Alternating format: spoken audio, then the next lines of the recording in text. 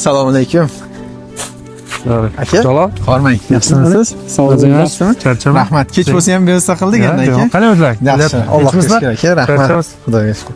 Mana hurmatli obunachilar, Akmal akamning uyiga keldik. 2025-yil 10-mart kuni qo'yilgan.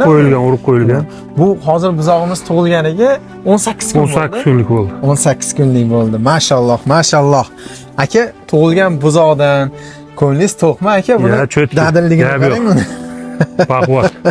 Ko'z tegmasin, ko'z tegmasin. Bu erkak tug'ilgan. Erkak. Akmal aka biz borib ko'rayotgan buzoqlar 80% urg'och tug'ilayotgandi. Erkak tug'ilibdi aka. Alloh barakali qilsin aka, Alloh barakali qilsin. Aka, bunga hozir ma'lumot o'rnida ikkita dorilarni aytib o'tib ketaman. O'shalarni klinikamizdan olib, bunga berib solmaqsangiz, o'sha ishoning 2 oyligida o'sha 7-8 oyligida gavdasini beradi. Mana hurmatli obunachilar, sizlarga va'da qilganimizdek 18 kunlik semental zot buzog'imiz 7 oylik o'zimizning jaydari o'zlaringiz ko'zlaringiz bilan ko'rishlaringiz mumkin. Aynan zot bilan o'zimizning jaydari chorvaning nima farqi borligini. Mana shunday farq qiladi. 18 kunlik buzoq 7 oylik. O'zlaringiz solishtirib ko'raverasizlar. Endi aka, buni boya aytgan maslahatlar bo'yicha dorilar bersangiz, 2 oydan keyin inshaalloh yana kelib syomkasini bir qilamiz. 2 oyda bunday bo'ladi aka. Bu videoni chorvador do'stingizga yuborib qo'ying.